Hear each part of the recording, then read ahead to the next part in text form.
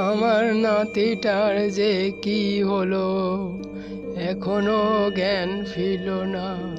কি করব, সেই যে এক ভয়ঙ্কর কিছু দেখে ভয় পেয়ে জ্ঞান হারায়।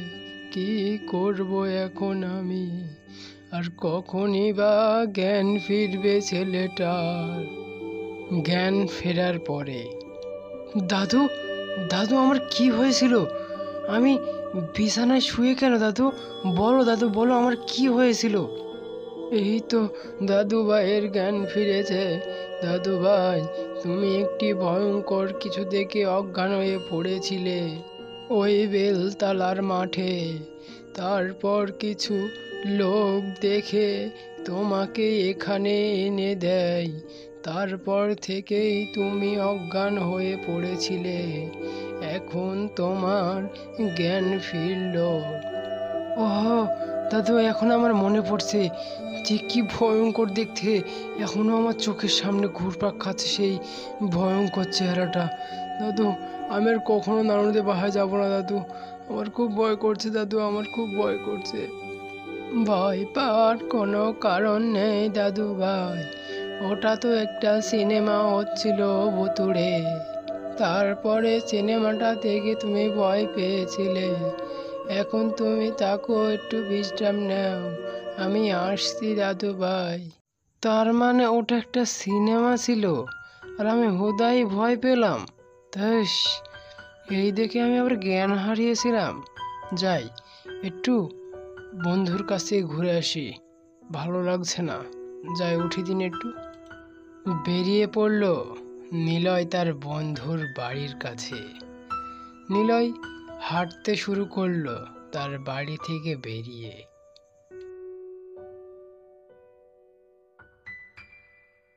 দেখতে দেখতে নিলয় পাকা রাস্তায় চলে আসে।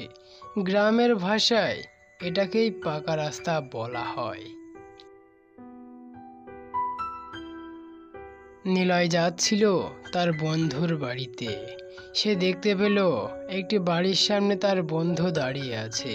সে গিয়ে থেমে বলল, অমিত, তুই এখানে এই বাড়ির সামনে দাঁড়িয়ে কি করছিস? তো যাই হোক, শোন, আমি তো তোর কাছেই যাচ্ছিলাম তোর দাদুর সাথে কিছু গল্প শুনবে বলে। চল, তুইও চল আমার সাথে, চল। এই তো আমার পিসি বাড়ি এসেছিলাম। এটা আমার পিসি বাড়ি। তোকে দেখে আমি দাঁড়িয়ে পড়লাম, তাই ভাবলাম একটু দাঁড়িয়েই যাই।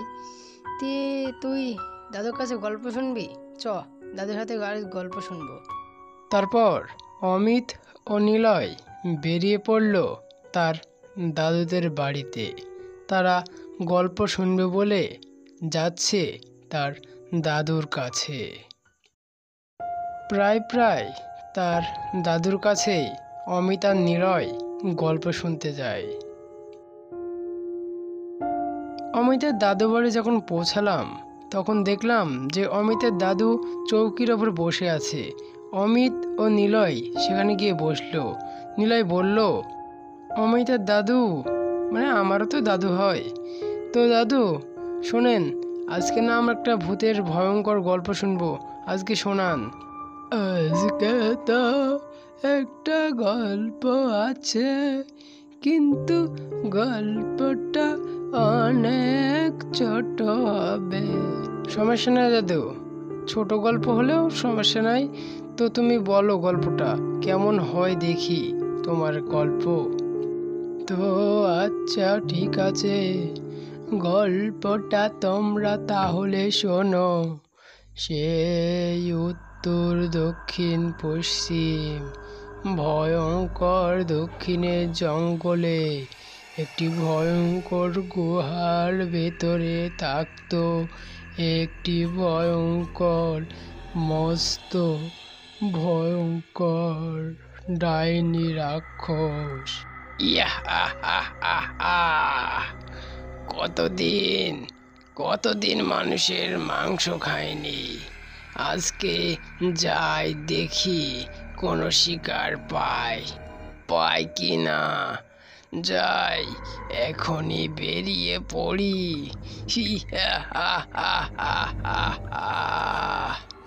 আমাদের গ্রামের উদ্দুশালীর ছেলে যাচ্ছিল অনেক গভীর জঙ্গলের ভিতরে ওই তার পিসির বাড়িতে। সে যেতে যেতে দেখলো তার সামনে একটি 500 টাকার নোটের বান্ডিল পড়ে আছে। সে মনে মনে বলল, বাবা, এটা তো মনে হচ্ছে একটা 500 টাকার বান্ডিল। ও, আজকে বড় লোক হয়ে যাব। ইহি, এখনই তুলি বান্ডিলটা। ইয়াহাহাহাহা, টাকার লোভ বুঝি তোর খুব বেশি। তুই আজকে আমার কাছ থেকে বাঁচতে পারবি না। আহাহাহাহা, এই নে।